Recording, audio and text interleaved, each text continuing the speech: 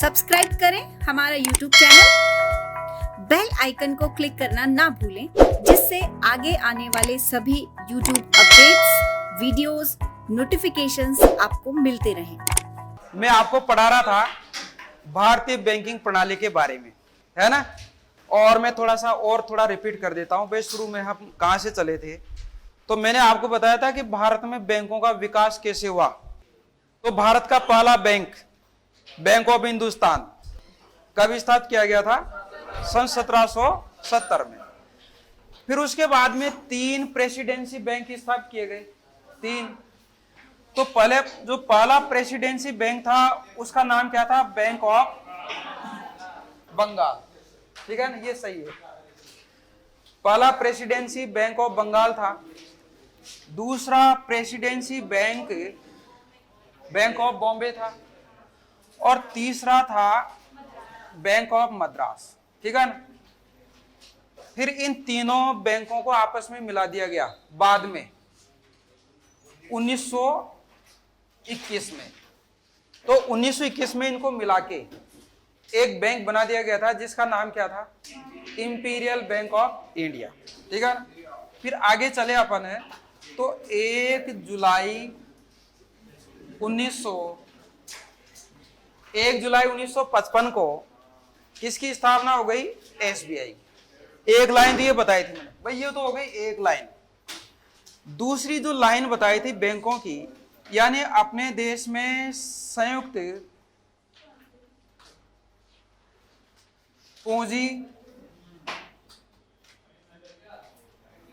अधिनियम, संयुक्त पूंजी अधिनियम 1860 बनाया गया था। और इस अधिनियम के तहत अन्य बैंकों को स्थापित किया गया। इस अधिनियम के तहत सबसे पहला जो बैंक स्थापित किया गया था, उसका नाम था इलाहाबाद बैंक। आपने लिख रखा है कौन से सन में? 1865 में। 1865 में इलाहाबाद बैंक स्थापित किया गया। ठीक है ना। फिर मैंने आपको बताया था कि भारत का ऐसा बैंक, छोटा बैंक जो भारतीयों के द्वारा स्थापित किया गया था, उसका नाम था अवध कॉमर्शियल बैंक। तो अवध कॉमर्शियल बैंक की स्थापना कब की गई? सन 1881। ठीक है। एक बैंक और बताया था मैंने, अलायंस बैंक ऑफ शिमला। तो उसकी स्थापना कब की गई थी? ये भी 1881। और पंजाब नेशनल बैंक बताया था मैंने आपको, तो सन 1894 या 95 दोनों आ जाता है इसमें। ठीक है ना। ऐसे कई सारे बैंक बताए थे मैंने आपको। ठीक है। और उसके बाद में फिर मैंने आपको बताया था आरबीआई के बारे में। आरबीआई की स्थापना 1 अप्रैल 1935। आरबीआई का प्रथम गवर्नर कौन? Sir Osborne Smith. आरबीआई जो गवर्नर होता है, उसका कार्यकाल कितने साल का होता है? 3 साल का। ठीक है ना। वर्तमान में गवर्नर कौन है? शशिकांत दास, जो भी है। ठीक है ना। और फिर अपन पढ़ रहे थे आरबीआई के प्रमुख कार्य, कल पढ़ लिए थे। फिर उसके बाद में अपन ने शुरू किया था व्यापारिक बैंक के बारे में। व्यापारिक बैंक के कार्य पढ़ लिए। ठीक है ना। व्यापारिक बैंक के कार्यों को अपन 3 भागों में बांटते हैं। मैंने आपको बताया था जमा स्वीकार करना, उधार देना और कुछ अन्य काम है करना। ठीक है ना। जमाओं के प्रकार बताए थे मैंने आपको 4। जमाएं कितने प्रकार की बताई थी? 4 प्रकार की। मांग जमा, सावधि जमा, आवर्ती जमा और व्युत्पन्न जमा। ठीक है ना। और मैंने आपको बताया था कि बैंकों के द्वारा साख सृजन करने का काम किया जाता है। ठीक है ना, यानी ऋण देने का काम किया जाता है। तो ज्यादा से ज्यादा लोगों को ऋण देने का जो काम होता है, उसको संभव कौन सी जमा करती है? व्युत्पन्न जमा। भाई जो शुरू की जमाएं थी ना 3, उनसे तो आता है पैसा।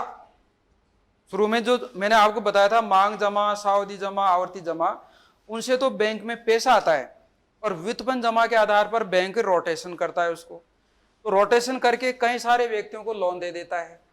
तो लोन देने की जो प्रक्रिया है, उसको बोला जाता है यहाँ पर साख सृजन, क्रेडिट क्रिएशन। मतलब 2 काम हो गए, दोनों से संबंधित क्वेश्चन आ जाते हैं आपके। साख नियंत्रण किसका काम है? तो आरबीआई का साख नियंत्रण। और साख सृजन किसका काम है? तो व्यापारिक बैंकों का। ठीक है। ये अब कल अपन पढ़ रहे थे इसमें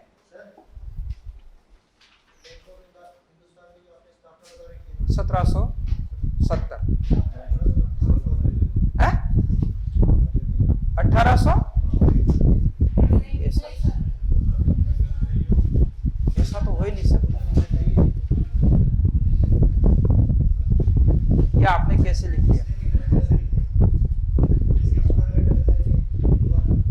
1832 का इसका कहीं भी संबंध नहीं है। गूगल पे मत खोजा करो भैया। भारत का प्रथम बैंक पूछा जाए तो आपको बताना है बैंक ऑफ हिंदुस्तान। कौन से सन में? सन 1770 में। किसमें? 3 पॉइंट हैं, वो कंफ्यूज नहीं है, वो कंफ्यूजन नहीं है, वो आपको सावधानी रखनी है।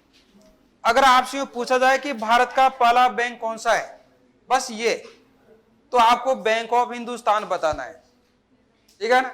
और अगर आपके द्वारा मतलब आपसे पूछा जाए कि भारतीयों द्वारा स्थापित पहला बैंक, भारतीयों द्वारा स्थापित पहला बैंक, तो अवध कॉमर्शियल बैंक। और पूर्ण रूप से प्रथम भारतीय बैंक तो पंजाब नेशनल। बस लैंग्वेज का ध्यान रखना है आपको।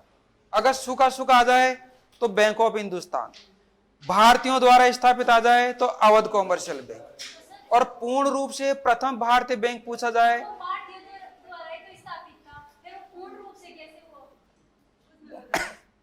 पूर्ण रूप से ऐसे हुआ कि उस बैंक में पहली बार ऐसा हुआ कि कोई भी विदेशी था, उसकी पूंजी शामिल नहीं हुई।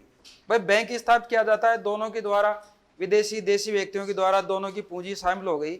लेकिन पंजाब नेशनल बैंक ऐसा बैंक था जिसमें पहली बार ऐसा हुआ कि ज्यादातर पूंजी, ज्यादातर कैपिटल किसकी थी?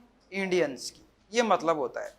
तो आपको कंफ्यूज नहीं होना है। 3 क्वेश्चन है, तीनों की लैंग्वेज में अंतर है और उसी के आधार पर आपको आंसर देना है। अगर आपसे पूछा जाए भारतीयों द्वारा स्थापित, तो अवध, पूर्ण रूप से प्रथम भारतीय तो पंजाब, और भारत का पहला तो फिर बैंक ऑफ हिंदुस्तान, ठीक है। और सन भी याद रखना है आपको। अवध कॉमर्शियल बैंक कब स्थापित किया गया था? सन 1881 में। और पंजाब नेशनल बैंक कब स्थापित किया गया था? 1894 में, ठीक है। और जो पहला बैंक है बैंक ऑफ हिंदुस्तान, वो कब स्थापित किया गया था? सन 1770। ये कंफ्यूज नहीं होना है, ठीक है। अब उसके बाद में अपन यहां पर चल रहे थे भारत में बैंकों का राष्ट्रीयकरण। तो भारत में बैंकों का राष्ट्रीयकरण कितनी बार हुआ था? 2 बार, ठीक है। पहला जो राष्ट्रीयकरण था, पहला राष्ट्रीयकरण 19 जुलाई 1969 को किया गया। और दूसरा जो राष्ट्रीयकरण है वो कब किया गया? 15 अप्रैल 1980। पहले राष्ट्रीयकरण में कितने बैंक थे? 14। और दूसरे राष्ट्रीयकरण में कितने थे? 6, ठीक है ना।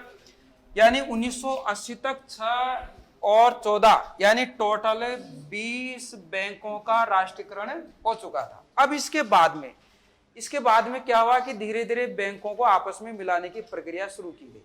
तो अगला पॉइंट यह है कि 4 सितंबर 1993 को एक बैंक है जिसका नाम है न्यू बैंक ऑफ इंडिया। कौन सा bank? New bank of India. इसको किस में मिला दिया गया? पीएन, ठीक है ना। अगली लाइन देखो, 4 सितंबर 1993 को न्यू बैंक ऑफ इंडिया का विलय पंजाब नेशनल बैंक में कर दिया गया, ठीक है ना। तो राष्ट्रीयकृत बैंकों की संख्या कितनी रह गई? 19। भाई पहले 20 थे, ये भी राष्ट्रीयकृत था, इसको किस में मिक्स कर दिया? पीएनबी में। तो संख्या कितनी रह गई? 19। अब अगला आंकड़ा यह है कि 1 अप्रैल 2017 के पहले तक, 1 अप्रैल 2017 के पहले तक भारत में 19 राष्ट्रीयकृत बैंक और 27 सरकारी बैंक थे। कितने? 19 राष्ट्रीयकृत और 27 सरकारी बैंक थे। फिर उसके बाद में फिर मिलना शुरू हो गया। तो आगे मिलना शुरू हुआ तो आगे की स्थिति क्या रही वो अपन आगे देखेंगे। तो अगला आंकड़ा लिखें, 1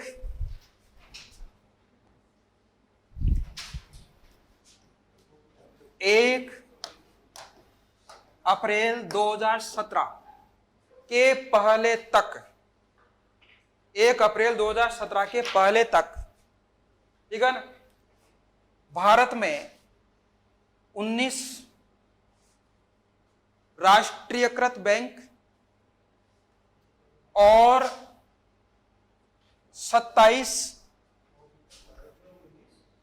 19 राष्ट्रीयकृत बैंक और 27 सार्वजनिक बैंक थे। 19 राष्ट्रीयकृत और 27 सार्वजनिक बैंक थे, ठीक है ना। कब? 1 अप्रैल 2017 के पहले तक, 1 अप्रैल को भी नहीं, 1 अप्रैल 2017 के पहले तक भारत में 19 राष्ट्रीयकृत बैंक और 27 सरकारी बैंक थे। मैंने आपको पहले में बताया था कि सभी राष्ट्रीयकृत बैंक सरकारी बैंक है, लेकिन सभी सरकारी बैंक राष्ट्रीय बैंक नहीं है, ठीक है ना, बताया था ना मैंने आपको। अब ये 27 का मतलब क्या है भाई? ये 27 सार्वजनिक बैंक कैसे है? तो लिखो आप 27 सार्वजनिक बैंक। अब ये 27 सार्वजनिक बैंक है, ये कैसे है ना भाई? कैसे 27 बने? तो इसमें आप लिख सकते हैं 19 राष्ट्रीयकृत,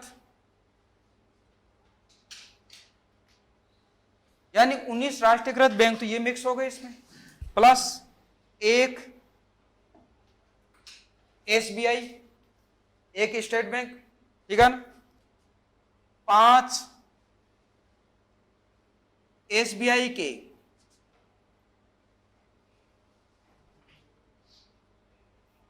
सहायक बैंक, यानी स्टेट बैंक ऑफ इंडिया है, इसके कुछ सहायक बैंक थे शुरू में।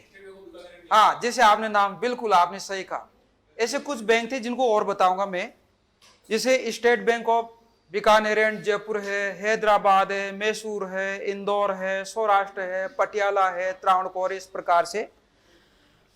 तो SBI ग्रुप के 5 बैंक थे, शुरू में इनकी संख्या 8 हुआ करती थी, बाद में 5 रह गए थे, तो 5 बैंक ये हो गए। कौन से? SBI के सहायक बैंक, ठीक है। एक बैंक ये था IDBI। IDBI की फुल फॉर्म क्या है? Industrial development bank of India, ठीक है ना।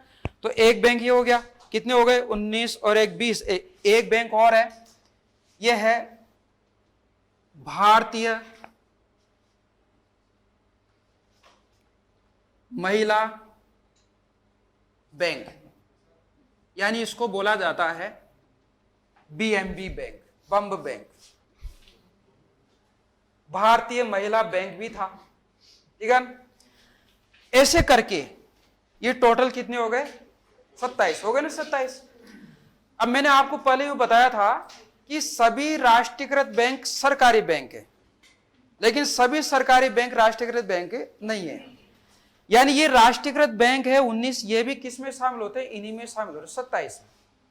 एक बैंक स्टेट बैंक है। SBI के बारे में क्या है? भारत का सबसे बड़ा सरकारी सेक्टर का बैंक कौन सा है? SBI है। अगर आपसे पूछा जाए कि भारत में रिजर्व बैंक के बाद में दूसरा बड़ा बैंक कौन सा है दूसरे नंबर का, तो SBI है। यूं मान लो ये रिजर्व बैंक नंबर 2 है, ठीक है ना। एक दूसरा अगला पॉइंट क्या है कि SBI ग्रुप के कुछ बैंक थे, इनकी संख्या उस समय कितनी रह गई थी? 5। एक IDBI बैंक हो गया, industrial development bank of India, ठीक है ना, और एक है भारतीय महिला बैंक। चाहे तो इसकी यूं लिख लो, इसकी स्थापना